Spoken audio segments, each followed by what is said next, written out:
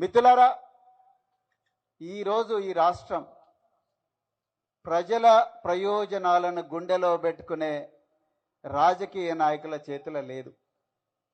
ఈరోజు పోరాడి తెచ్చుకున్న ఈ తెలంగాణ, కేసీఆర్ గారి నాయకత్వంలో పోరాడి తెచ్చుకున్న తెలంగాణ మాఫియా చేతుల్లోకి పోయింది. అవునా కాదా? మాఫియా నేరస్తుల చేతిలోకి పోయింది. దయచేసి జాగ్రత్తగా వినండి. అక్టోబర్ 23, 2023 సాయంత్రం 6:30 రవికాంత్ అనే ఒక అసిస్టెంట్ ఇంజనీర్ పోయి మహదేవ్పూర్ పోలీస్ స్టేషన్లో ఒక కంప్లైంట్ ఇస్తాడు. ఆ కంప్లైంట్లో ఆయన ఏం రాస్తాడయ్యా అంటే, నేను మేడిగడ్డ బ్యారేజీ దగ్గర కాళేశ్వరం ప్రాజెక్టులో 3,000 కోట్ల రూపాయలతోని కేసీఆర్ గారి కలలను నిజం చేయాలని అక్కడే పడుకొని ఆరోగ్యం చెడిపోతున్నా, ఎన్నో ఇబ్బందులైనా కూడా ఆ ఇసుకలో పడుకొని ఆ ప్రాజెక్టును రాత్రింబవళ్ళు నిర్మించిన హరీష్ రావు గారు ఇక్కడే ఉన్నారు. అలాంటి ఒక గొప్ప ప్రాజెక్టును, ప్రపంచంలో గొప్ప రికార్డు సృష్టించిన ఆ ప్రాజెక్టును సాయంత్రం 6:30 రవికాంత్ అనే ఇంజనీరు మహదేవ్పూర్ పోలీస్ స్టేషన్లో ఏం కంప్లైంట్ ఇస్తాడు? నేను డ్యూటీ చేసుకుంటుండగా పెద్ద ఎత్తున బాంబుల శబ్దాలు వినిపించినాయి. నేను పిల్లర్ నెంబర్ 20కి పోయి చూడగా పిల్లర్ నెంబర్ 19, 20, 21 కూలిపోయి ఉన్నాయి, వంగిపోయి ఉన్నాయి అని చెప్పారు. జాగ్రత్తగా వినాలి మిత్రులారా. మేడిగడ్డ బ్యారేజ్ కుంగిపోలేదు, పేల్చేయడానికి ప్రయత్నం చేసిండ్రు. ఇది వాస్తవం, జాగ్రత్తగా గమనించండి. రెండవది, దాని మీద ఇంతవరకు కూడా ఎఫ్ఐఆర్ మీద పరిశోధన జరగలేదు. 2024 జనవరిలో పెద్దపల్లి జిల్లాలో హుసేన్ మియా వాగు మీద 23 కోట్లతో కట్టిన చెక్ డ్యామ్ను 8 జిలటిన్ స్టిక్స్, 12 డిటనేటర్లతోని ఒక కాంగ్రెస్ జెడ్పీటీసీ పోయి పేల్చే ప్రయత్నం చేస్తాడు. దాని మీద కూడా ఎఫ్ఐఆర్ అయింది. ఇంతవరకు వాళ్ళు అరెస్ట్ కాలే. నవంబర్ 21, 2025 అంటే పోయిన సంవత్సరంలోనే నవంబర్ 21, 2025 మానేరు నది మీద 24 కోట్లతో కట్టిన చెక్ డ్యామ్ రాత్రి కొంతమంది దుండగలు బాంబులు పెట్టి పేల్చేసిండ్రు. 1000 ఎకరాలకు నీళ్ళిచ్చే ఆ మానేరు చెక్ డ్యామ్ 24 కోట్లతో తెలంగాణ చీమును నెత్తురుతో కట్టిన చెక్ డ్యామ్ ఒక్క నిమిషంలోనే బాంబులు పెట్టి పేల్చేసిండ్రు.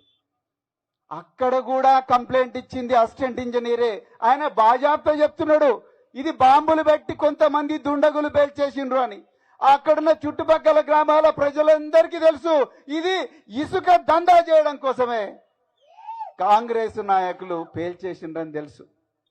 మిత్రులారా, అమెరికా మరియు ఇరాన్ మధ్యలో యుద్ధం జరుగుతుంది. ఈ 2 దేశాల మధ్యలో యుద్ధం జరుగుతుంది. మీ అందరికి కూడా తెలుసు, రోజు బాంబులు వేసుకుంటున్నారు. కానీ అమెరికా పోయి ఇరాన్లో నీటి పారుదల ప్రాజెక్టుల మీద బాంబులు వేయలేదు.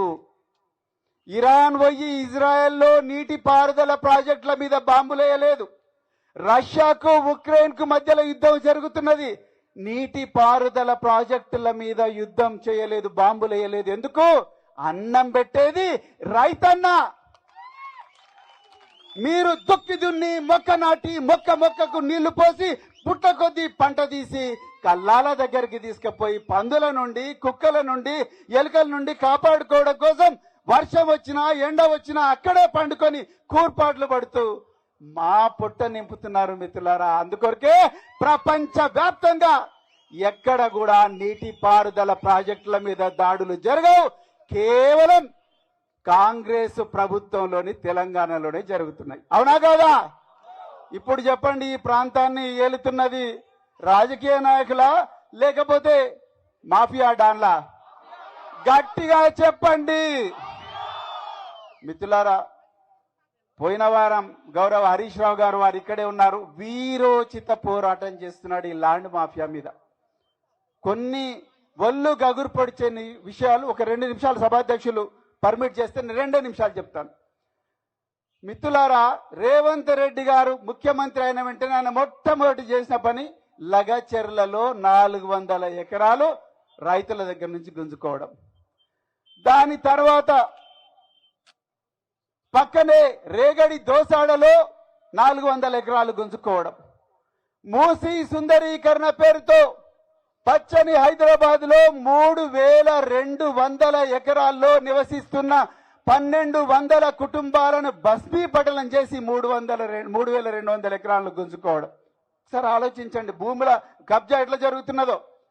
అదే విధంగా హిల్ట్ కింద హైదరాబాద్ నగరంలో ఉన్న 9292 విలువైన ఎకరాలు 5 లక్షల కోట్ల రూపాయల విలువైన ఎకరాల భూములను గుంజుకోవడానికి ప్లాన్ వేస్తుంది ప్రభుత్వం. ఆ విధంగా 45,000 ఎకరాలను ఇప్పటికే ఈ దొంగలు కన్నేసిండ్రు. మిత్రులారా, ఒక్కసారి ఆలోచించండి. డబ్బులను ఎవరివి? మనవి కాదా? గట్టిగా చెప్పండి, మనవే. ఒక్కసారి ఆలోచించండి. ఈరోజు మరి ఇదే గొల్లపల్లి చిర్లకపల్లిలో 1300 కోట్లతోని తూడి మేఘారెడ్డి గారు ఇక్కడ మేము మళ్ళా పక్కనే రిజర్వాయర్ ఉంది, మళ్ళీ రిజర్వ్ పక్కనే మళ్ళీ ఒక రిజర్వాయర్ కడుతున్నారు. నిజంగా ఆయన నీళ్ళ కోసం కడుతున్నాడా మీరు అనుకుంటున్నారా? 1300 కోట్లు అప్పనంబా జేబులేసుకోవాలని కడుతున్నాడు. అవునా కాదా? అయ్యా మేఘారెడ్డి గారు, అయ్యా రేవంత్ రెడ్డి గారు, ఈ 1300 కోట్లతోని ఎన్ని పనులు చేయొచ్చు? ఈ 1300 కోట్లతోని 60,000 మంది రైతులకు ఒక్కొక్కరికి 2 లక్షల రూపాయలు ఇవ్వచ్చు. డైరెక్ట్ గా వాళ్ళ జీవితాలు బాగుపడతాయి. అవునా కాదా? ఈ 1300 కోట్లతోని 100 ఫ్యాక్టరీలు పెట్టి ఒక్కొక్క ఫ్యాక్టరీలో 200 మందిని ఎంప్లాయ్ చేయవచ్చు. ఇదే 1300 కోట్లతోని. ఈ 1300 కోట్లతోని 100 పాఠశాలలు కట్టవచ్చు. కానీ వీళ్ళు కట్టరు. ఎందుకంటే వీళ్ళు రైతు వ్యతిరేక ప్రభుత్వం. వీళ్ళకి కావాల్సిందంతా వాళ్ళ జోబులు నిండాలి. ఇవాళ మన దురదృష్టం ఏందయ్యా అంటే, ఒక్కసారి ఆలోచించండి. ఈ తెలంగాణలో ప్రతి వారం ఒక బిడ్డ ప్రభుత్వ పాఠశాలల్లో చచ్చిపోతున్నది. ప్రతి వారం ఒక ఆటో డ్రైవర్ ఆత్మహత్య చేసుకుంటున్నాడు. ప్రతి వారం 6 మంది రైతులు ఆత్మహత్య చేసుకుంటున్నారు. ప్రతి వారం 17 పాఠశాలలు మూతబడతా ఉన్నాయి. 17 పాఠశాలలు మూతబడతా ఉన్నాయి. కానీ ప్రతిరోజు కాంగ్రెస్ పాలకులు 25 కోట్ల రూపాయలు వాళ్ళ జేబులలో వేసుకుంటా ఉన్నారు. వీళ్ళు దొంగలు కాదానండి? చెప్పండి, ఇప్పుడు చెప్పండి. వీళ్ళు దొంగలు కాదా? వీళ్ళు మాఫియా డాన్లు కాదా?